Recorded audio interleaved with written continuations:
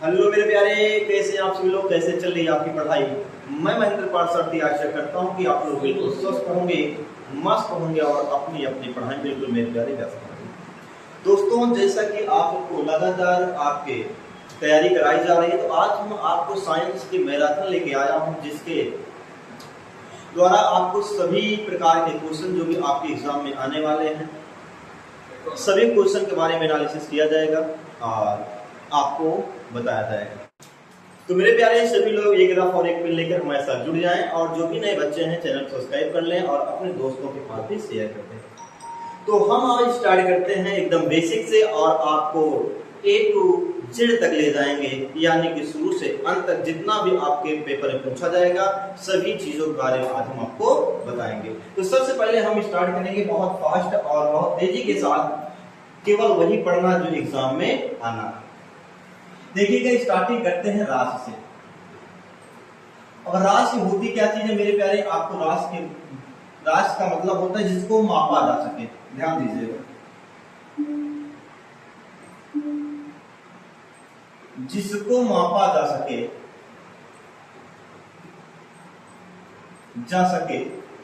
उसे क्या कहा जाता है मेरे प्यारे, राशि के नाम से जानते हैं।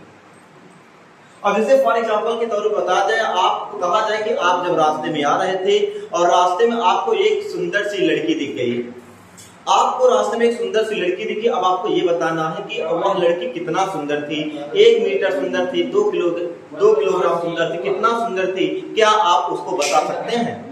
नहीं, आप उसको माप नहीं सकते। लेकिन रास्ते से अगर आप आ रहे हैं, आपने कोई चीज लिया, सेब लिया, आप बता सकते हैं कि 1 किलो सेब, आधा किलो सेब, 1 पाव सेब लिया, उसको माप सकते हैं, लंबाई को माप सकते हैं। तो जिसको मापा जा सके उसको क्या कहा जाता है मेरे प्यारे, राशि के नाम से जानते हैं। इसको आपको ध्यान देना है। अब जो यहाँ पर राशियां हैं, राशियां टोटल आपकी 9 पाई जाती हैं। टोटल राशि कितनी होंगी? 9 राशियां होंगी। इस बात को आपको ध्यान में रख लेना है। जिसमें से मेरे प्यारे 7 आपकी, जिसमें से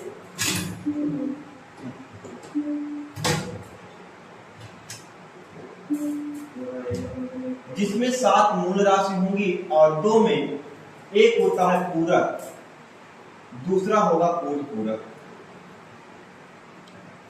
पूरक आपका होता है कोण और ये क्या होगा आपका घन कोण। तो चलो ठीक है, इसी के साथ मात्रक भी देख ले। कोण का मात्रक होता है रेडियन और घन कोण का मात्रक मेरे प्यारे क्या होता है, स्टेरेडियन। दोनों पॉइंट को यहाँ पर याद कर लेना। पूरक कौन सा आपका पूरक राशि होता है, कोण, और घन कोट पूरक राशि आपका होता है क्या, घन कोण, जिसका मात्रक स्टेरेडियन और इसका मात्रक क्या होगा, रेडियन होगा। और 7 मूल राशियों की अगर बात करें, 7 मूल राशि आपकी जो होती है, सबसे पहला काम होता है लंबाई। पहला राशि होगी लंबाई, द्रव्यमान, समय और विद्युत धारा, ताप और ज्योति फ्लक्स, ज्योति तीव्रता, पदार्थ की मात्रा,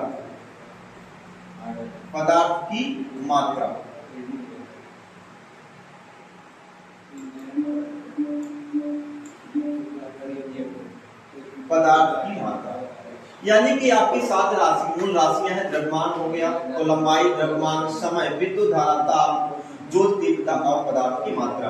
अब लंबाई का जो मात्रक होगा सबको पता है, मीटर होता है, यहाँ पे ये ध्यान दें। और द्रव्यमान का होता है किलोग्राम, लंबाई का मीटर, समय का सॉरी यहाँ पे जो समय होगा, समय का आपका सेकेंड होगा, विद्युत धारा का एम्पियर, ताप का डिग्री सेल्सियस या केल्विन ल्यूमर, और ज्योति तीव्रता का मात्रक होता है कैंडेला,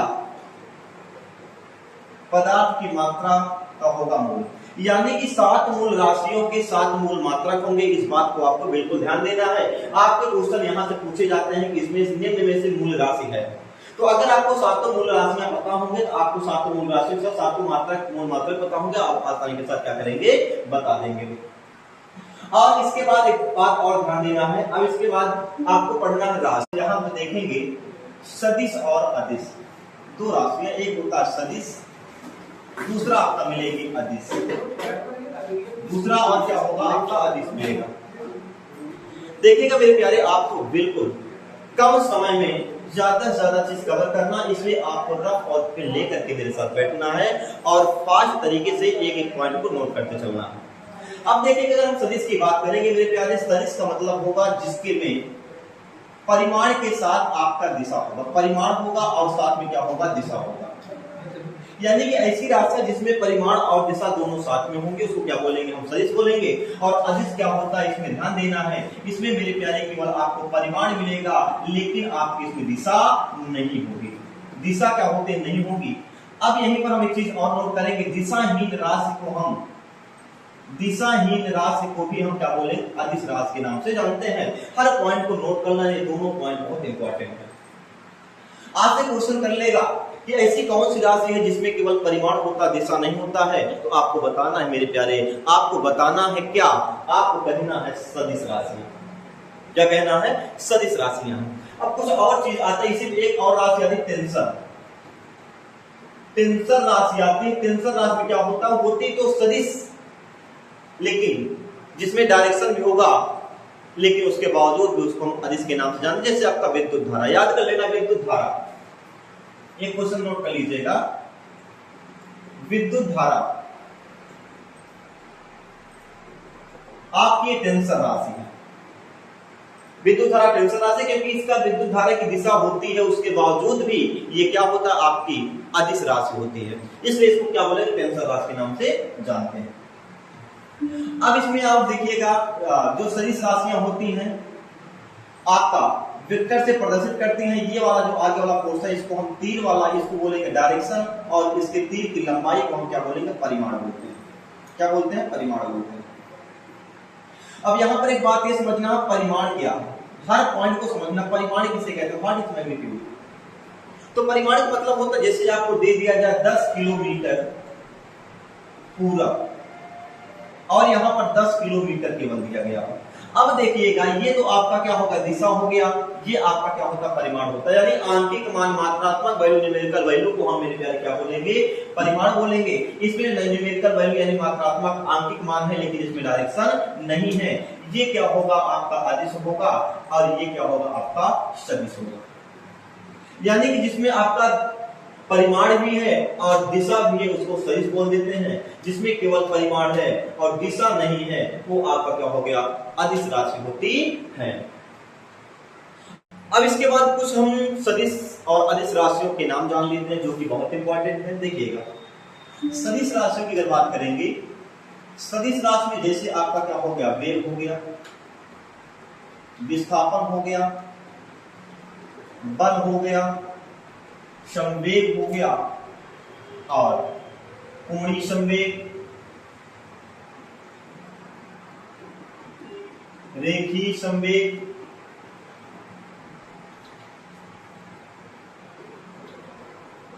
आवेग और कोणीय विस्थापन और चुंबकीय आघूर्ण,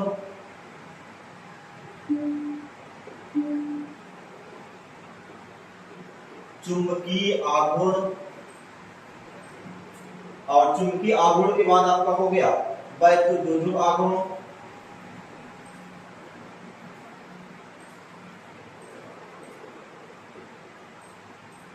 आघूर्ण, ये सारी राशियां क्या होती है मेरे प्यारे, आपकी सदिश होंगी। अब आपको हम एक ट्रिक बता दे रहे, ट्रिक समझ लीजिएगा।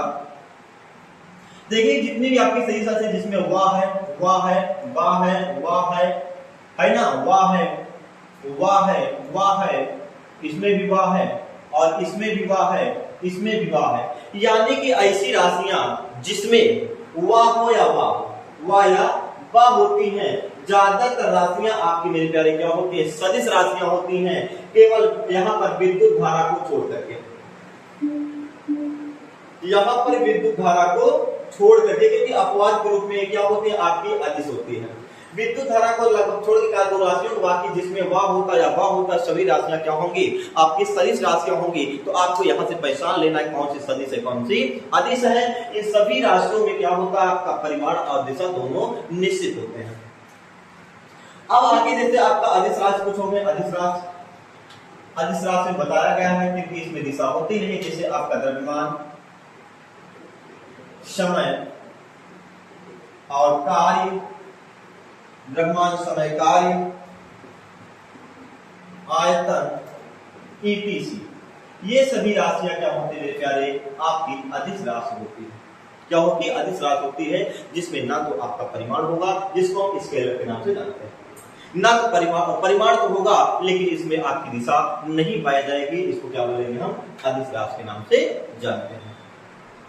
अब इसके बाद आपके यहाँ जो क्वेश्चन पूछा जाता है, ध्यान दीजिएगा। जैसे आपको स्टार्टिंग करते हैं गति, जिसको हम कहते हैं मोशन। देखिए गति है क्या, केवल आपको पॉइंट टू पॉइंट नोट करते चलना है। गति किसे कहते हैं? जब समय के साथ, समय के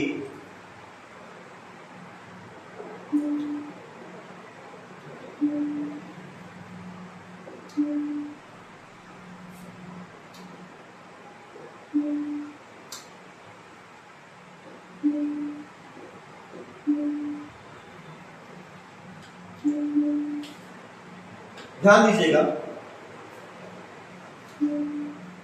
समय के साथ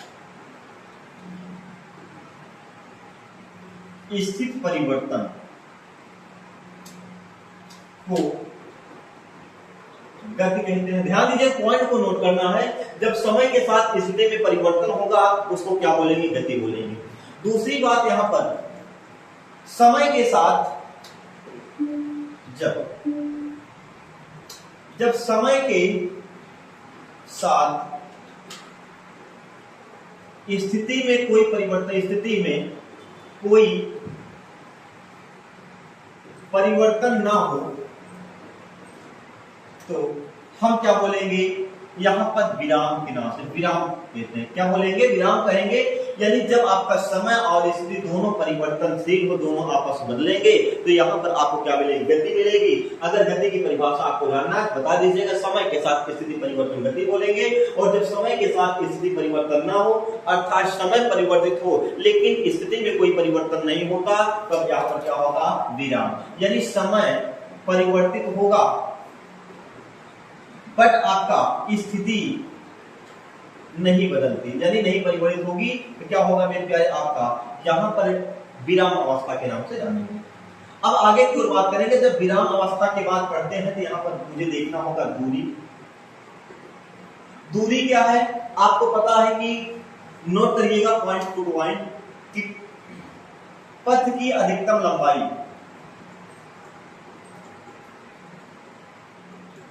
अधिकतम लंबाई, पथ की अधिकतम लंबाई को दूरी कहते हैं। अब गतिशील वस्तु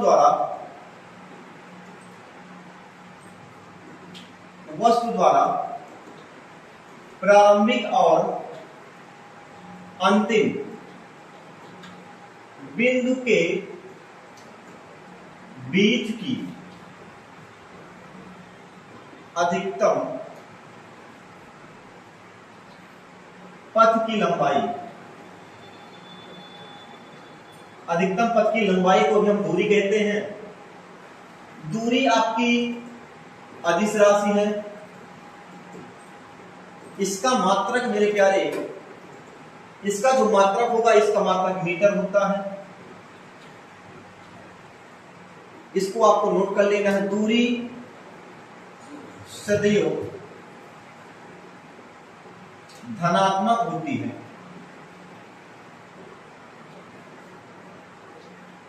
दूरी कभी भी शून्य या निगेटिव नहीं होती।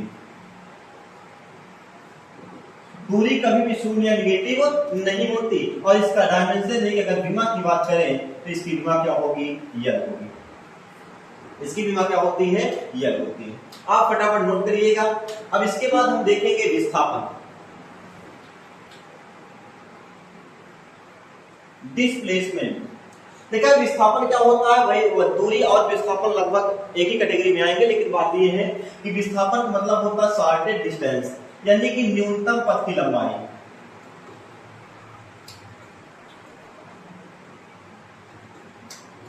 न्यूनतम पथ की लंबाई को मेरे प्यारे हम क्या बोलेंगे? विस्थापन बोलेंगे। गतिशील वस्तु द्वारा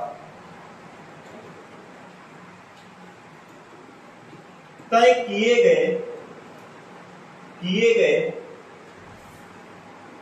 पथ के अंतिम व प्रारंभिक बिंदु के बीच की न्यूनतम दूरी को भी क्या बोलेंगे हम, विस्थापन के नाम से जानते हैं। और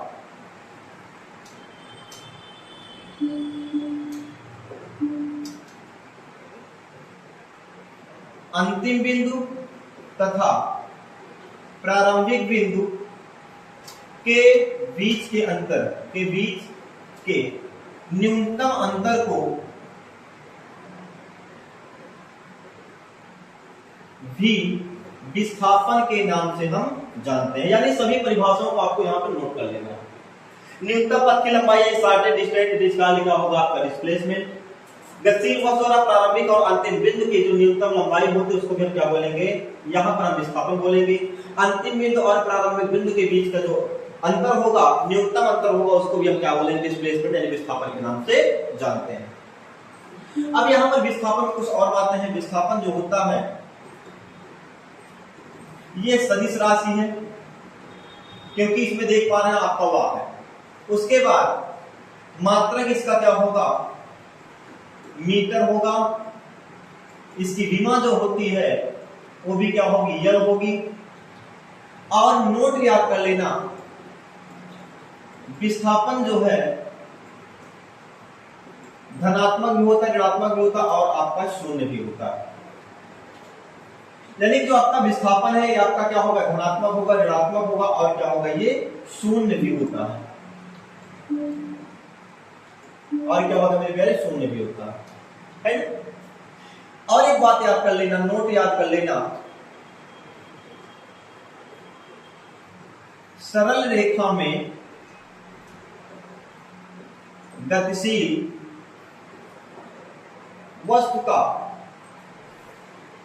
वस्तु की दूरी और विस्थापन बराबर होगा। विस्थापन क्या होगा, बराबर होता है। इस बात को आपको क्या करना, ध्यान देना। अब देखेंगे, जैसे हम दूरी और विस्थापन की बात करें, मान लीजिए आपको यहां से यहां पर आना है, यहां से आपको सवाल पूछ ली जाएंगी, है ना, आपको सवाल का मॉडल बता दे रहे हैं। अब देखिए मेरे प्यारे, मान लीजिए आपको यहां से ए आपका यहां, आपको यहां पर पहुंचना है ना। तो अगर आपको दूरी ज्ञात करना होगा, आप यहां से आएंगे, उसके बाद यहां आएंगे, अधिकतम जो पथ की लंबाई होगी ये क्या होगी, आपकी दूरी होगी। लेकिन न्यूनतम पथ की लंबाई जो होगी, ये वाली दूरी मिलेगी, ये वाली पथ की लंबाई होगी, ये क्या आपका विस्थापन, ये क्या है आपका विस्थापन। एक बात याद कर लेना, दूरियां अनेक हो सकती हैं, दूरियां अनेक हो सकती हैं, लेकिन विस्थापन एक होता है। विस्थापन एक होगा। जैसे दूरी आप यहां से भी आ सकते हो, यहां से भी आ सकते हो, ऐसे भी आ सकते हो, ऐसे भी आ सकते हो, ऐसे घूमते हुए भी यहां पर आ सकते हो। लेकिन अगर विस्थापन की बात करेंगे, इसके और इसके बीच का जो न्यूनतम डिस्टेंस होगा केवल यही होगा। इसलिए हम कह सकते हैं केवल आपका विस्थापन एक होता है, लेकिन इसकी दूरियां क्या होंगी, अलग अलग होती है। अब जैसे एक सवाल आपके यहाँ पूछा जाता, सवाल का कैसे पूछा जाए देखिएगा। मान लीजिए आपको दे दिया जाए कोई एक गोला, 8 त्रिज्यक एक गोला दे दिया जाए, है ना। अब यहां पर कहते हैं कोई एक वस्तु ए है जो बिंदु ए से कहां पर पहुंचता है, बिंदु बी तक। यानी कि एक वस्तु एक अर्धवृत्ताकार पथ पर आधा चक्कर, मतलब वृत्त के आधे चक्कर घूमता है। तो यहां पर आपको बताना है कि विस्थापन और दूरी के बीच का अनुपात क्या होगा। तो विस्थापन की अगर बात करेंगे, पहला तो आपको दूरी ज्ञात करना। दूरी तो आपका क्या ही होगा, वृत्त की परिधि। वृत्त की परिधि कितनी होती है, 2 पाई r होता है। लेकिन आधा वृत्त घूम रहे हैं, तो आधे वृत्त की परिधि कितना होगा, अर्धवृत्त की परिधि। अर्धपरिधि जो होती है कितना हो जाएगा, 2 पाई r बटे 2 कट जाएगा, यानी कितना होगा, पाई r। ये तो अब क्या होगा, दूरी मिल गई। और विस्थापन की अगर बात करेंगे तो इसके और इनके बीच का जो न्यूनतम डिस्प्लेस होगा दूरी, ये केवल ये होगा, यानी आर ये और आर ये r प्लस r मिलकर के विस्थापन कितना हो गया, यहां पर 2r मिल गया। अब आपको निकालना है अनुपात, तो दूरी का अनुपात कितना, दूरी बटे क्या निकालना आपको, विस्थापन। तो ध्यान दें दूरी आपको कितना मिलेगा, पाई r बटे 2 पाई r, 2r, r से r कट के कितना मिलेगा, पाई बाई 2। इसी प्रकार आपको ऑप्शन दिया रहेगा। अब बात ये है, यहाँ पर आधा चक्कर लगवा सकते हैं, 2 पूरा चक्कर लगवा सकते हैं और 3 चक्कर लगवाएंगे। जितना चक्कर लगाएंगे आपको बिल्कुल घबराना नहीं है। मान लीजिए कह दिया जाए 2 चक्कर कंप्लीट, यानी कि 2.5 चक्कर लगाता, कितना चक्कर, 2.5 चक्कर लगाएगा, तो दूरी और विस्थापन का अनुपात ज्ञात करना है।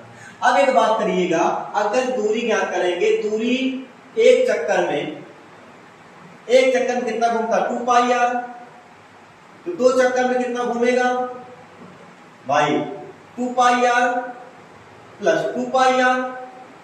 उसके बाद 2.5 चक्कर में कितना घूमेगा, 2 पाई r प्लस 2 पाई r प्लस आधा चक्कर लगाने में कितना घूम रहा आपका यहाँ पे, पाई r, कितना, पाई r।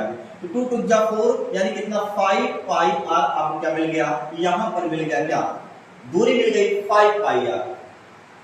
अब डिस्प्लेसमेंट की अगर बात करेंगे, डिस्प्लेसमेंट कितना क्या होगा, इनके बीच का यही न्यूनतम डिस्टेंस है, और डिस्प्लेसमेंट क्या होगा, यहाँ पर आपको मिलेगा 2r, कैंसिल करेंगे 5 पाई बाई 2, ये आपका क्या होगा, आंसर होगा। इस प्रकार के सवाल पूछे जाएंगी और इसके बाद डीप अध्ययन कराएंगे आपको किसी सेशन में, लेकिन आपका समय बिल्कुल कम है, इसलिए आपको फर्स्ट रिवीजन ही करना है। अब जब यहाँ पर विस्थापन करना होता है, विस्थापन के बाद आपको पढ़ना है चाल। देखिएगा चाल के अंदर परिभाषा की क्या होता है, एकांक समय में चली गई दूरी, एकांक समय में चली गई दूरी को हम क्या बोलेंगे, चाल कहते हैं। एक निश्चित समय में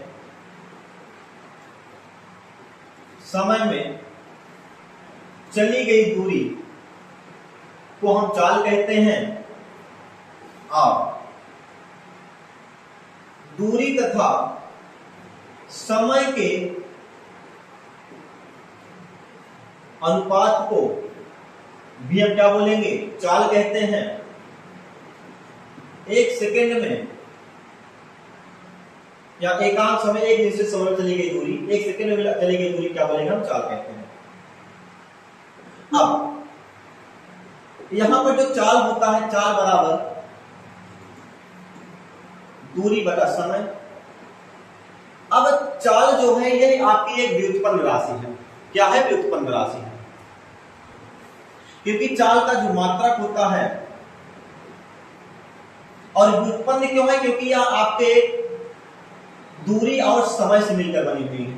जो मूल राशियों से मिलकर बनी होती है उसको हम क्या बोलेंगे, व्युत्पन्न राशि बोलते हैं। और जो खुद पर डिपेंड होती है, किसी से मिलकर नहीं बनी होती है, उसको मेरे प्यारे हम क्या बोलते हैं, मूल राशि के नाम से जानते हैं। ये क्या है, ये दूरी और समय यानी मूल राशियों से मिलकर बना है, इसलिए क्या है, व्युत्पन्न राशि। चाल का मात्रक यहाँ पर आपको दूरी मिला, दूरी क्या होता है, मीटर होता है। यहाँ पर समय मिला, समय क्या होता है, सेकेंड होता है। तो मीटर प्रति सेकेंड या मीटर सेकेंड इनवर्स इसका क्या होगा, मात्रक होगा।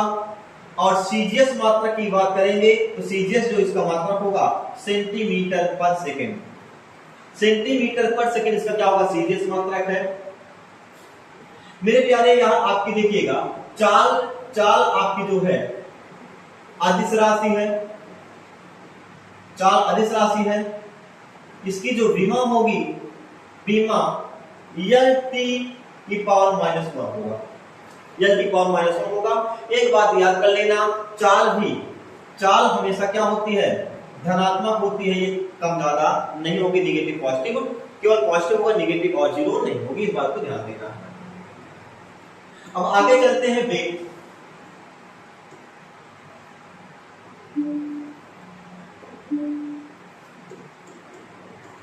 वेलोसिटी।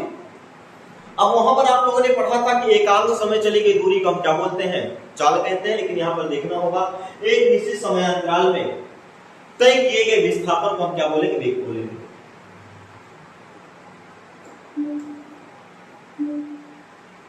निश्चित समयांतराल में तय किए गए विस्थापन को को हम क्या बोलते हैं, वेग कहते हैं। वो क्या बोलेंगे, हम वेग बोलेंगे। यानी कि एक निश्चित समयांतर में जो आपका विस्थापन होता है उसी विस्थापन क्या बोलेंगे, हम यहाँ पे त्वरित कार्य हम वेग के नाम से जानते हैं। एक बात और याद करिएगा, एकांक समय में चली गई दूरी को क्या बोलेंगे, चाल कहते हैं, है ना। लेकिन यहाँ पर क्या होगा, एक निश्चित समय में समयांतर में तय किए गए विस्थापन को वेग के नाम से जानते हैं। वेग बराबर होता है विस्थापन बटे समयांतराल। समयांतराल क्या होगा, समयांतराल होगा। इसका जो मात्रक है मीटर पर सेकेंड या मीटर सेकेंड इनवर्स, और सीजीएस जो मात्रक होता है सेंटीमीटर सेकेंड इनवर्स होता है। और एक बात याद करना, यह इसमें क्या आपका वह मिला, इसलिए कौन सी राशि, आपकी सदिश राशि। सदिश राशि होगी, क्या होगी मेरे प्यारे, ये सदिश राशि, इसका जो डायमेंशन विमा होगा यल की पावर -1 होगा। यल की पावर क्या होगा, -1 होगा। इस बात को आपको क्या करना है, ध्यान देना। अब यहां पर जो चाल था, चाल मिली थी, ये चाल आपकी 3 प्रकार की, एक होता एक समान, एक समान चाल, और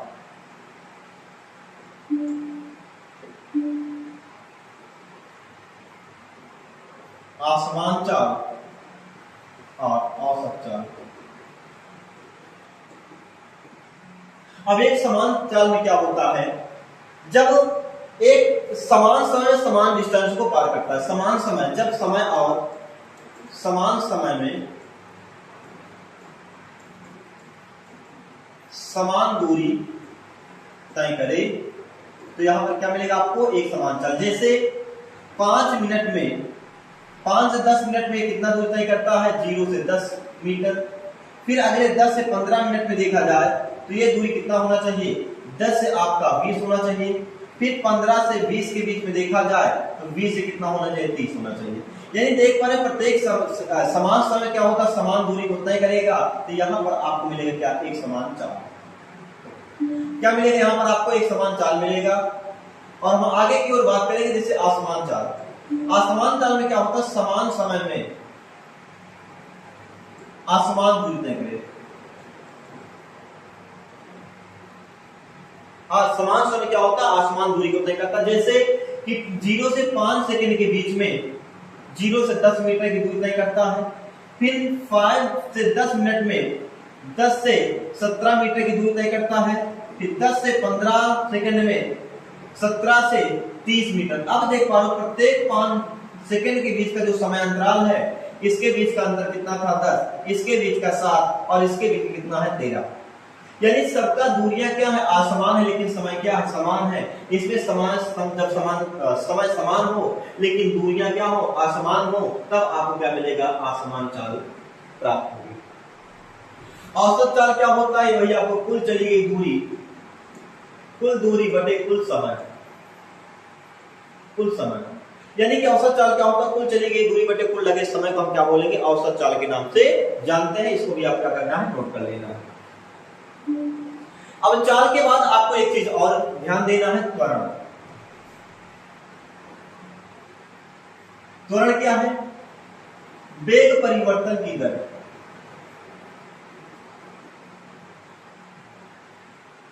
वेग परिवर्तन की दर को हम क्या बोलेंगे, त्वरण के नाम से जानते हैं। वेग परिवर्तन की दर को हम त्वरण कहते हैं।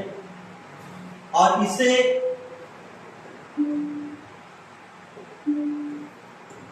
ए से व्यक्त किया जाता है या प्रदर्शित करते हैं। ए से क्या होता है मेरे प्यारे, इसको प्रदर्शित करते हैं। और ए बराबर होता है वेग परिवर्तन बटे समयांतराल या v minus Q upon T, या आपको कहीं मिलेगा delta v upon delta T. यानी कि a is equal to dv upon dt भी लिखा जा सकता है। और यहां पर देखा जाए चाल के लिखा जाए तो ds अपॉन dt भी लिखा जा सकता है ds अपॉन dt। तो वेग परिवर्तन और समय के अनुपात को भी हम क्या बोलेंगे, त्वरण कहते हैं। अब बात यह है कि जो त्वरण है, त्वरण दो प्रकार का होता है। जो त्वरण कितने प्रकार का होगा, दो, क्योंकि वेग में परिवर्तन होता है। देखिए परिवर्तन होगा, वेग में कभी कमी होगी, कभी आपकी वेग में वृद्धि हो जाती है। वेग में कमी या वेग में वृद्धि को हम क्या बोलेंगे, त्वरण के नाम से जानते हैं। अब देखिएगा जब वेग में वृद्धि हो, क्या हो, वेग में वृद्धि। दूसरा क्या होता है, वेग में कमी। तो यहां पर जब वेग में वृद्धि होगा तो आपको एक पॉजिटिव मिलेगा, जब वेग में कमी होगी क्या मिलेगा, यहां पर ए नेगेटिव मिलेगी। और वेग में वृद्धि जब होता है तो यहां पर इसको बोलते हैं अवमंदन के नाम से भी जानते हैं, अवमंदन या त्वरण। अवमंदन या त्वरण के नाम से भी मेरे प्यारे यहां पर हम जानेंगे। लेकिन जब वेग में कमी होती है तो यहां पर इसको बोलते हैं मंदन या आत्वरण, या आत्वरण के नाम से जानते हैं। जैसे कह दिया जाए यदि कोई गाड़ी है जो 70 की स्पीड से जा रही है, अब उसको हमने थोड़ा सा स्पीड बढ़ा करके कितना कर दिया, 10 की स्पीड बढ़ा के कितना होगी, 80 की स्पीड। अब वृद्धि कितनी हो गई, 10 की। तो यही क्या है आपका मेरे प्यारे, यहाँ पर आपको वृद्धि जब होगी तब यहाँ पर क्या होगा, आपको अवमंदन त्वरण पॉजिटिव होगा। जब आपको मान लीजिए 70 की स्पीड से जा रहे हैं, आपकी स्पीड कितनी होगी, 50 हो गई, यानी कि जब आपकी स्पीड में कमी होगी तब इसको हम मंदन बोलेंगे। मंद होगी गति को मंदन बोलेंगे, या आत्वरण के नाम से जानते हैं। ये आपके वेग में कमी को दर्शाता है। अब आपको अब इसके बाद देखिएगा जो इसका मात्रक होगा, त्वरण सदिश राशि है, क्योंकि आपको देख पा रहे होंगे यहाँ पे वह है। और त्वरण का मात्रक मीटर प्रति सेकंड स्क्वायर या मीटर सेकंड की पावर -2 होता है। सीजीएस मात्रक की बात करेंगे तो सेंटीमीटर प्रति सेकंड की पावर -2 होगा। हर पॉइंट को नोट करते चलना है। त्वरण आपका पॉजिटिव और निगेटिव दोनों होता है। त्वरण का जो बीमा होगा, त्वरण की जो बीमा होती है lt की पावर -2 होगा। क्या होगा, lt की पावर -2 होगा। और आपकी सदिश राशि हो गया, सूत्र हो गया, है ना। इस बात को आपको यहां पर क्या करना, नोट कर लेना। सूत्र इसका क्या है, a बराबर v minus u upon T या a बराबर dv अपॉन dt, दोनों को आप यहां से नोट कर सकते हैं। अब इसके बाद गति के 3 समीकरण।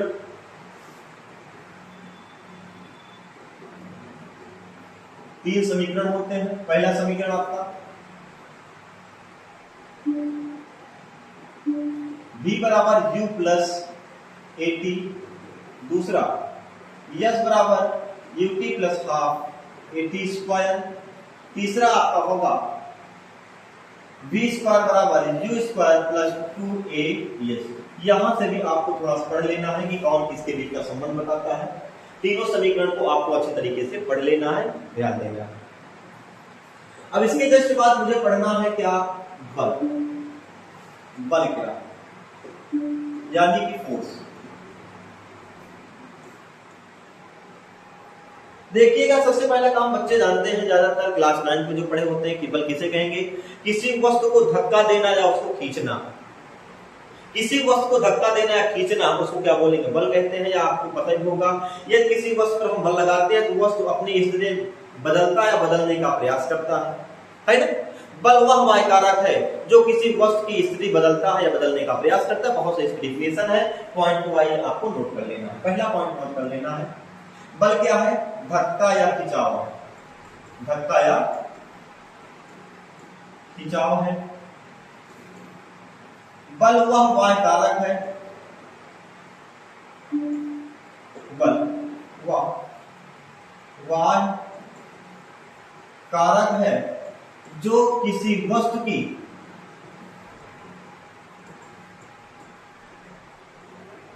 स्थिति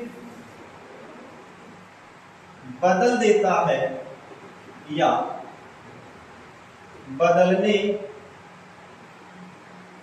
का प्रयास करता है।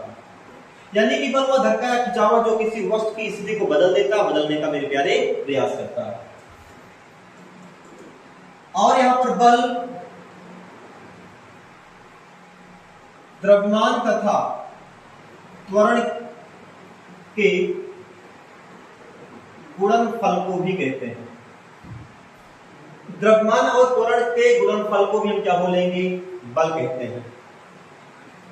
बल को F से प्रदर्शित करते हैं। F बराबर m इंटू ए। क्या होता है? F बराबर m इंटू ए। आप फटाफट नोट करिए, इसके बाद में आगे की ओर चलते हैं। अब F बराबर क्या मिलेगा? m इंटू ए मिल गया। अब इसका जो मात्रक है, मात्रक क्या होता है? बल का ऐसा ही मात्रक मेरे प्यारे न्यूटन होगा, इसको याद कर लेना। एमपीएस में इसका जो मात्रक होता है किलोग्राम मीटर पर सेकंड स्क्वायर होता है ना? यह आपको यहीं पर मिल जाएगा, किलोग्राम मीटर सेकंड की पावर -2। इसमें भी कोई दिक्कत नहीं है। इसका जो सीजीएस मात्रक होता है, पहला काम तो ग्राम सेंटीमीटर सेकंड की पावर -2 या डाइन होता है। अब यहां पर आपको नोट करके इसको बेहतरीन तरीके से पढ़ के रखना है, ये आपको भूलना नहीं है। ये बल का जो सीजीएस मात्रा क्या होता है? डाइन होता है। 1 न्यूटन बराबर 10 की पावर 5 डाइन होता है। अगली बार ये क्वेश्चन आपके पेपर में पूछा गया और ये हर कंपटीशन में, ज्यादातर कंपटीशन में ये क्वेश्चन आपके देखने को मिलता है कि 1 न्यूटन बराबर कितना डाइन होगा। लेकिन आपसे क्वेश्चन क्या किया गया था कि 1 डाइन बराबर 10 की पावर -5 न्यूटन।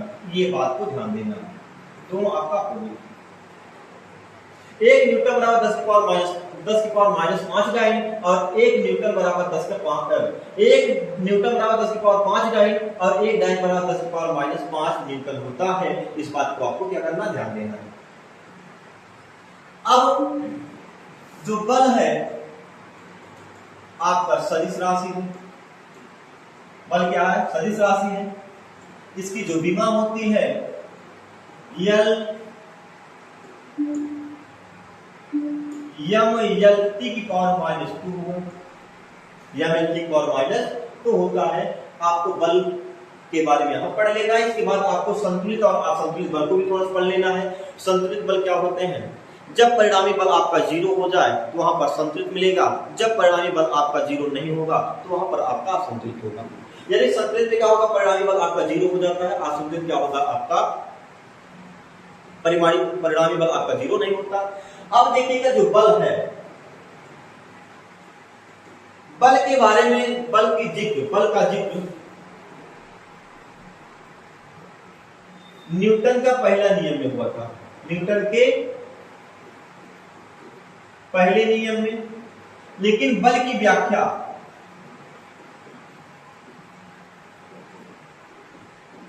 न्यूटन का दूसरा नियम करता है। न्यूटन का दूसरा नियम करता है। बल की व्याख्या कौन करेगा? न्यूटन का दूसरा नियम कहता है। अब यहां पर नोट याद कर लेना, बहुत इंपॉर्टेंट है। बल क्या है? अब देखिएगा F बराबर आपको मिल गया क्या? m इंटू ए।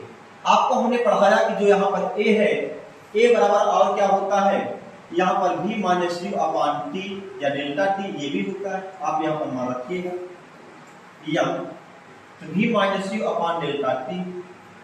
अब गुणा करा लेंगे तो m v minus m u upon क्या मिल रहा है? Delta T. एक बात याद कर लेना कि जो m इंटू v है, p बराबर यानी संवेग बराबर क्या होता है? m into v। संवेग बराबर क्या होता है? m into v। इसके बाद मैं आपको पढ़ाऊंगा। तो यहाँ पर क्या है?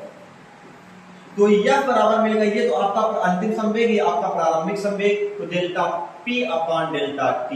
तो ये फार्मूला नोट कर लीजिएगा, एक परिभाषा नोट करिएगा कि संवेग परिवर्तन की दर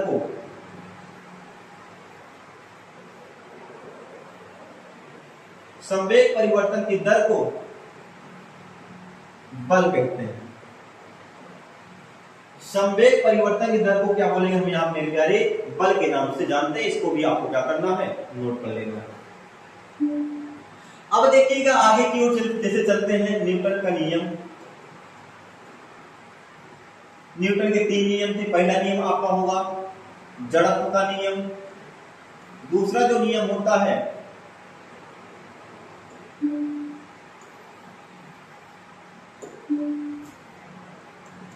फर्स्ट नियम, सेकंड, और यहां पर आपको मिलेगा थर्ड।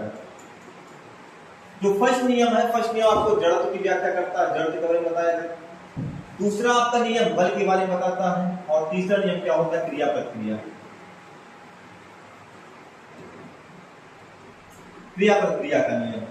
अब जो यहां पर आपका जड़त्व क्या है, जो वेग परिवर्तन का विरोध करे उसको क्या बोलते हैं, जड़त्व कहते हैं। वेग परिवर्तन का जो विरोध करता है उसको क्या बोलेंगे, जड़त्व बोलेंगे।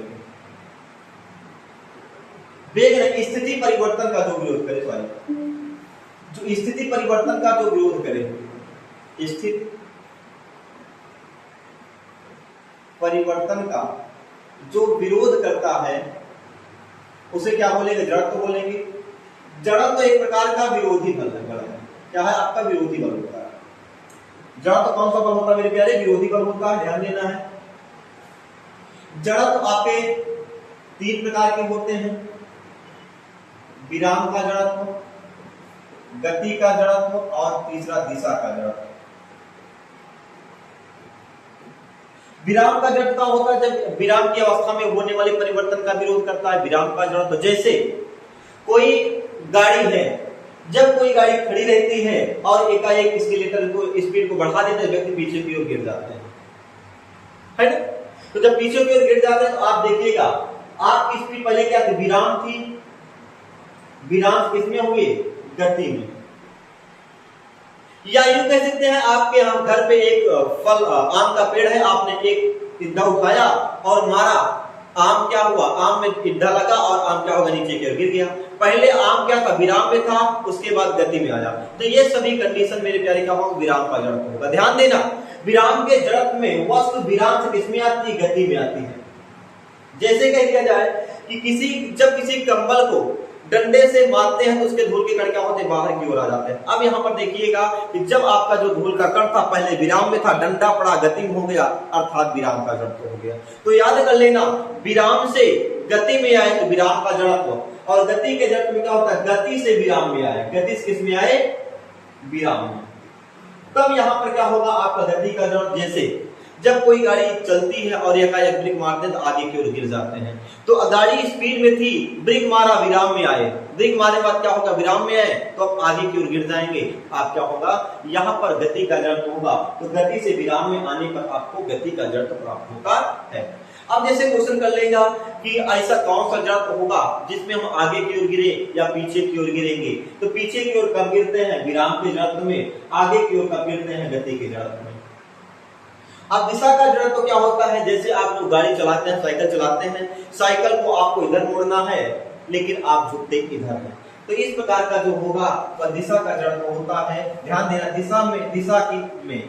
दिशा में होने वाले परिवर्तन का जो विरोध करता है, का विरोध जब होगा तब आपका दिशा का जड़त्व होगा, और गति में होने वाले परिवर्तन का जब विरोध होगा, गति का जड़त्व होगा।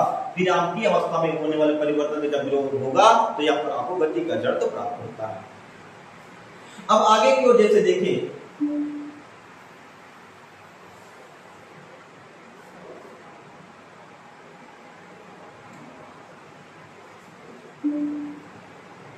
तो ये जो आपका बल है, ये तो आपका न्यूटन का, और पहला नियम आपको बताया भी गया होगा, यदि कोई वस्तु विराम में है तो विराम में रहेगी, गति में है तो गति में रहेगी, जब तक उस पर कोई बाह्य बल ना लगाया जाए। न्यूटन का ये पहला नियम है। कोई वस्तु विराम में है तो विराम में रहेगी, गति में है तो गति में रहेगी। ध्यान दीजिएगा, अगर वस्तु विराम में है या गति में है ना, विराम में है तो विराम में रहेगी, गति में है तो गति में रहेगी। तो कब तक, जब तक उसमें कोई बाहर से बल न लगा दे। जैसे मैं हूं, अगर ऐसे खड़ा हूं, मैं खड़ा रहूंगा जब तक कोई मुझे बाहर से बल न लगाया, बाहर से धक्का नहीं देगा। चलो ठीक है, तो शॉर्टकट में मुझे देखना है बल क्या होगा। बल आपने हमने पढ़ा भी दिया, पूरे बल को आपने पढ़ लिया। जब बराबर क्या होता है, इसको हमने बता भी दिया। ये बल की व्याख्या करें, क्रिया प्रतिक्रिया के नियम आपको यहाँ पढ़ना है कि जितना हम किसी वस्तु पर बल लगाते हैं उतना ही वस्तु क्या होगी, दूसरी मुझ पर बल लगाती है। ये क्रिया प्रतिक्रिया का नियम कौन बताता है आपको, न्यूटन का तीसरा नियम है ना। चलिए अब आगे की ओर देखते हैं, थोड़ा सा संवेग क्या है। संवेग में आपसे बताया जाता है कि ऐसा क्या कारण है जब हम किसी फर्श पे कूदते हैं या किसी दलदल में कूदते हैं और ऊंचाई सेम हो तो दलदल में कम लगता है, आपको फर्श पे ज्यादा लगता है। ये किसका कारण है, संवेग का कारण होता है। किसका होगा, संवेग का होगा। इसको हम डीप अध्ययन कराएंगे, लेकिन बेस को आपको ध्यान रखना है। संवेग क्या होता है, इसको हम P से प्रदर्शित करते हैं। P बराबर होता है m/v, यानी कि द्रव्यमान और वेग के गुणनफल को क्या बोलेंगे, संवेग कहते हैं। और P बराबर P का जो मात्रक होगा, संवेग का मात्रक क्या होता है, किलोग्राम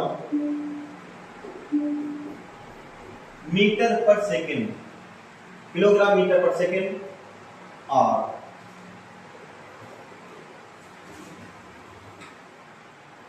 या ग्राम सेंटीमीटर सेकंड होता है। इसको भी आपको यहाँ ध्यान दे दीजिएगा। आपका ये जो मात्रक होगा सदिश राशि होगा, ये क्या होगा, सदिश होगा। आपने मात्रक यहाँ से पढ़ लिया। और इसका डायमेंशन की बात करेंगे तो m/(L3)⁻⁻1 होगा। इसको बहुत फास्ट तरीके से पढ़िएगा, बाकी आपको हम हर पॉइंट के बारे में अध्ययन भी कराते रहेंगे। अब इसके बाद थोड़ा सा और देख लेना है आपको, आवेग।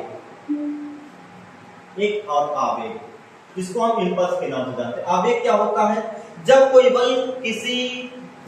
बल कम समय में बहुत ज्यादा कार्य करता है। कम समय में जब बहुत ज्यादा बल कार्य करता है उसको हम क्या बोलेंगे, आवेग बोलेंगे। इसको हम लिखते हैं I से। I बराबर होता है F×Δt। समय और बल के गुणनफल को आवेग कहते हैं। आप लिख सकते हैं बल और समय के गुणनफल को मेरे प्यारे क्या बोलेंगे, हम आवेग के नाम से जानते हैं। आवेग भी आपका सदिश राशि है। मात्रक इसका क्या होगा, ध्यान दीजिएगा, Newton into second. Newton into second. CGS मात्रा या एमटीएस की मात्रा की बात करेंगे, एमटीएस मात्रा जब बात करते हैं जिसमें क्या होगा, देखिए न्यूटन क्या होगा, kilogram metre second. Kilogram metre पर सेकेंड स्क्वायर इनवर्स 2 और इनटू क्या होगा, सेकेंड। तो आप कर सकते हैं किलोग्राम मीटर सेकेंड की पावर -2, इसका ये मात्रक हो जाएगा। इसका क्या होगा, ये आपका मात्रक हो जाएगा। और इसके बाद देखेंगे यही मात्रक आपको संवेग का भी मिलेगा, अभी आपको बताएंगे। इसका सीजीएस मात्रक की बात करेंगे, सीजीएस क्या होगा, यहां पर न्यूटन का लिखेंगे टाइम इंटू सेकेंड आपको मिल जाएगा, या ग्राम सेंटीमीटर सेकेंड पावर -1, ये सभी इसके क्या होंगे, सीजीएस मात्रक हो जाएंगे। डायमेंशन की बात करेंगे तो m/L3 की पावर -1 इसका क्या होगा, डायमेंशन होगा। इसका क्या होगा, डायमेंशन होगा। एक बात और याद करिएगा, आवेग क्या होगा, क्योंकि आपको हमने बताया कि F बराबर क्या होता है, m/a। तो F बराबर आपको मिला था mv mu/Δt। इसका इसके साथ गुणा करेंगे तो F×Δt =Δp मिल गया। ये आपका संवेग है, ये आपका आवेग है। तो आवेग क्या है, ध्यान दीजिएगा, संवेग परिवर्तन को भी आवेग कहते हैं। संवेग परिवर्तन को क्या बोलेंगे, हम आवेग के नाम से जानते हैं। इसको भी आपको क्या करना है, ध्यान देना है।